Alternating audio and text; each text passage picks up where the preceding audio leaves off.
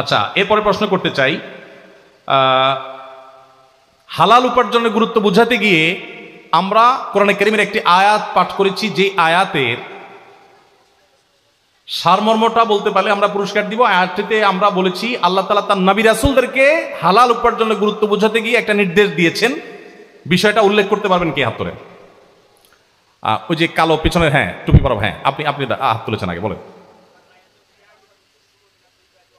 Sorry, আপনি কি মাদ্রাসা ব্যাকগ্রাউন্ডের? আমি দুঃখিত।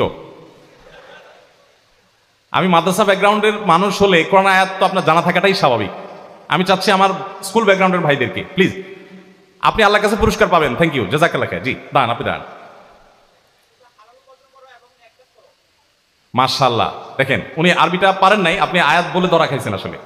মানে আরবিটা না পড়লে আমি ধরতে পারতাম না আপনি মাদ্রাসা ব্যাকগ্রাউন্ডের, যেহেতু আয়াত কোট করে ফেলছেন আমি বুঝছি আপনি মাদ্রাসা ব্যাকগ্রাউন্ডের। মাশাআল্লাহ, আপনি তো মাদ্রাসা ব্যাকগ্রাউন্ড না। মাশাআল্লাহ, ওনার উত্তর সঠিক হয়েছে। উনি বলেছেন আল্লাহ তাআলা নবী রাসূলদেরকে বলেছেন, হে নবী রাসূলগণ তোমরা হালাল খাও, এরপরে বলেছেন তোমরা ভালো কাজ করো। তাহলে ভালো কাজ আগে না হালাল কাজ আগে?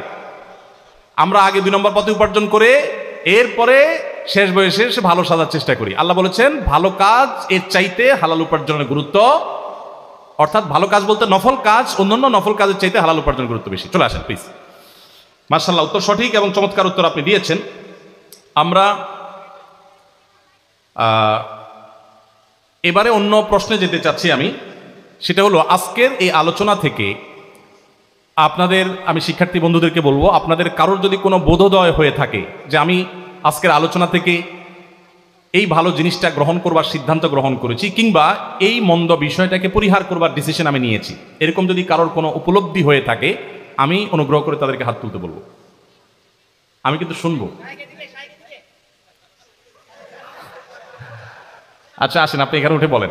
আর এদিকে ডানে বামে দাঁড়িয়ে থাকা ভাইদের তো কোনো দোষ নাই, ওনারা বরং এতক্ষণ কষ্ট করে দাঁড়িয়েছেন। ওই যে ভলান্টিয়ার, আপনি কিছু বলবেন না, এমনি হাত তুলছেন, বলেন আপনি কি নিয়ত করেছেন?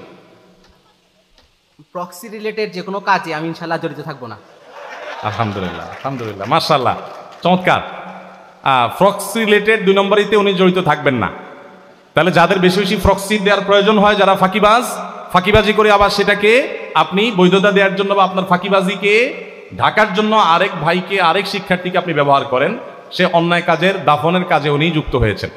আমরা সবাই মিলে অন্যায়কে অনাচারকে দাফন করবো ইনশাআল্লাহ। ধন্যবাদ, জাযাকাল্লাহ খাইর। দাঁড়া, আমাদের পুরস্কার যারা প্রাপ্ত তারা চলে আসেন। স্যারদেরকে আমি একটু অনুরোধ করবো যে চলে আসার জন্য। আরো 1-2টা আমি শুনতে চাই বেশি উপলব্ধির বিষয়টা। জি দাঁড়ান প্লিজ। ওই যে এই ভাইটা, হ্যাঁ দাঁড়ান, বলেন আপনি কি নিয়ত করেছেন? জি, কোরআনের কারীম পড়বেন। মাশাআল্লাহ, চমৎকার, অসাধারণ, আমি খুবই খুশি হয়েছি। আমার ভাই নিয়ত করেছেন, কি নাম আপনার? ভাই নিয়ত করেছেন, উনি চিন্তা করেছেন, উপলব্ধি জাগ্রত হয়েছে, কোরআনটা তিনি বুঝে পড়বেন। কোরআনটা আল্লাহ তাআলা আমাদেরকে মহাগ্রন্থ হিসাবে দিয়েছেন, এটা শুধু আমরা তেলাওয়াত শুনবো তাই নয়, আমরা এটা বুঝে পড়বো। উনি বুঝে পড়ার নিয়ত করেছেন। আপনি একটা কোরআনের অনুবাদ ভালো হয় একটা সংক্ষিপ্ত ব্যাখ্যা সহকারে আপনি নিয়ে নেন এবং আপনার মসজিদের ইমাম সাহেব বা আলেমের তত্ত্বাবধান আপনি পড়েন। কোথাও সমস্যা, কনফিউশন তৈরি হলে তাকে জিজ্ঞাসা করেন। Welcome please, welcome. আলহামদুলিল্লাহ স্যার, আমি জানি না কজন হয়েছে, সবাই আপনি পুরস্কারগুলো ক্যান্ডি দিয়ে দেবেন।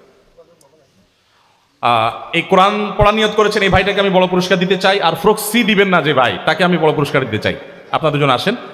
আমার একটা নতুন বই বেরিয়েছে, আমরা রমাদানে যে কোরআনে কারীমের তেলাওয়াত শুনি তারাবির নামাজে, আপনারা জানেন তারাবির নামাজের সুললিত কণ্ঠে আমরা তেলাওয়াত শুনি, কিন্তু তারাবিতে কি যে শুনি আমরা সেটা বেশিরভাগ মানুষই বুঝি না। খুবই দুঃখজনক একটা ব্যাপার না? আল্লাহ আমাদেরকে কি বার্তা দেন সেটা আমরা যদি বুঝতে না পাই তাহলে কেমন হবে? তো আমরা এই বইটাতে চেষ্টা করেছি প্রতিদিন 27 দিনের তারাবি শেষ হয় আমাদের দেশে খতম তারাবি, প্রতিদিন তারাবিতে যেটুকু তেলাওয়াত করবেন হাফেজ সাহেবরা, ওই তারাবিতে আল্লাহ কি কি বলেছেন ওই পারার নির্যাসটা আমরা 3-4 পৃষ্ঠায় তুলে ধরার চেষ্টা করেছি। কতগুলো আদেশ, কতগুলো নিষেধ, কতগুলো দৃষ্টান্ত, কতগুলো ইতিহাস, হ্যাঁ, কতগুলো শিক্ষা, কতগুলো দোয়া, কি কি রয়েছে সেগুলো সামারি আমরা তুলে ধরেছি। এই বইটা এখনো পর্যন্ত আমরা কোথাও অফিসিয়ালি পেশ করি নাই, এই প্রথম কপি। এটা আমরা কোথাও উন্মোচন কিছুই করি নাই। আমি প্রথম কপিটা এই ভাইকে হাত দিয়ে দিচ্ছি। স্যার আপনার মাধ্যমে প্লিজ। তারাবির সালাতে কোরআনের বার্তা, আমরা এই বইটা আমরা উপহার দিচ্ছি ভাইকে। এই ভাই কারোর প্রক্সি দিবেন না, যা উনি এখানে স্টেজে দাঁড়িয়ে বলাতে তাকে কেউ বলার সুযোগও থাকলো না, তিনি পথ বন্ধ করলেন। ধন্যবাদ, চলে আসেন।